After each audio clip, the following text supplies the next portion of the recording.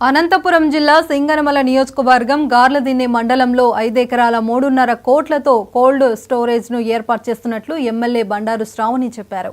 యువగలం పాదయాత్ర సందర్భంగా 800వ మైలు రైలుని చేసుకున్నప్పుడు ఇచ్చిన వాగ్దానం ఇదేనని ఎమ్మెల్యే గుర్తు చేశారు. తమది మాటల ప్రభుత్వం కాదని చేతల ప్రభుత్వమని చెబుతూ చిన్ని పంట ఆధారిత పరిశ్రమ ఏర్పాటు హామీని నెరవేర్చుతున్నట్లు చెప్పారు.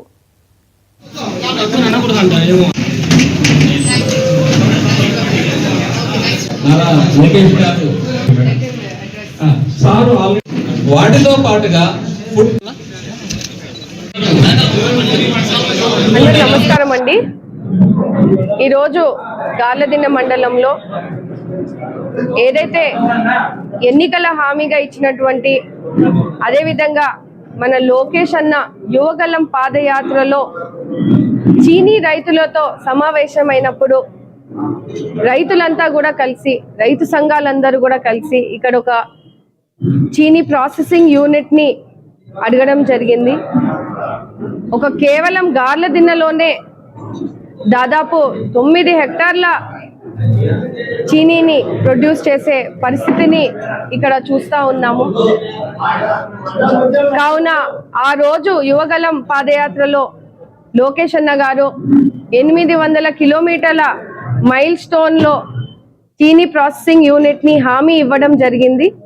కూటమి ప్రభుత్వం ఏర్పడిన వెంటనే కూడా అసెంబ్లీ సమావేశాల్లో కానీ మేమంతా కూర్చొని సమావేశం అవుతున్నప్పుడు లోకేష్ అన్న గారే స్వయంగా జిల్లా వ్యాప్తంగా కూడా ఇచ్చినటువంటి హామీలన్నింటినీ కూడా ఆయన మరలా మాతో అందరితో చర్చించడము, ఆ చర్చలో భాగంగానే ఇక్కడ ఇచ్చినటువంటి హామీని మనము ఆయనకి రిప్రజెంట్ చేయడం జరిగింది.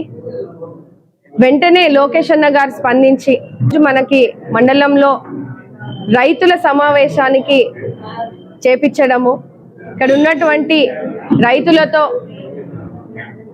వాళ్ళ సమస్యలను సూచనలు అన్నీ తీసుకొని ఇక్కడ చీనీ ప్రాసెసింగ్ యూనిట్ ని ఏర్పాటు చేసే దిశగా ఈ మీటింగ్ ని ఏర్పాటు చేసినటువంటి హార్టికల్చర్ డిపార్ట్మెంట్, అగ్రికల్చర్ డిపార్ట్మెంట్ అధికారులంతా కూడా ఈ రోజు ప్రోగ్రామ్ ని నిర్వహించడం జరిగింది.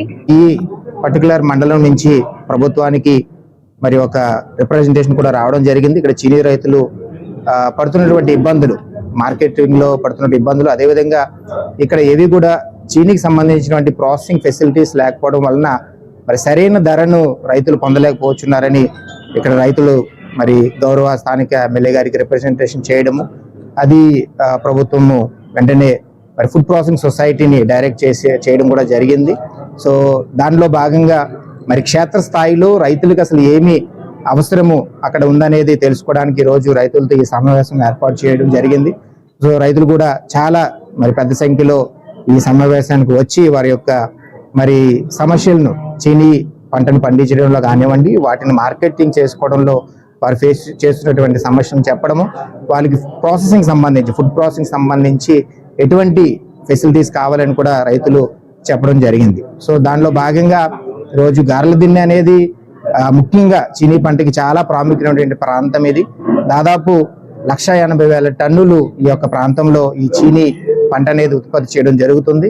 కాబట్టి దానిని వాల్యూ ఎడిషన్ చేస్తే రైతులకు మరింత మేలు జరుగుతుందని ప్రభుత్వం మరి ఒపీనియన్తో, ఆ యొక్క పాజిటివ్ ఒపీనియన్తో ఇక్కడ మరి 3.5 కోట్లతో ముందుగా ఒక ప్రైమరీ ప్రాసెసింగ్ సెంటర్ ఏర్పాటు చేయడానికి కూడా ఈ రోజున నిర్ణయం తీసుకోవడం జరిగింది. ఈ పర్టికులర్ మండలం నుంచి ప్రభుత్వం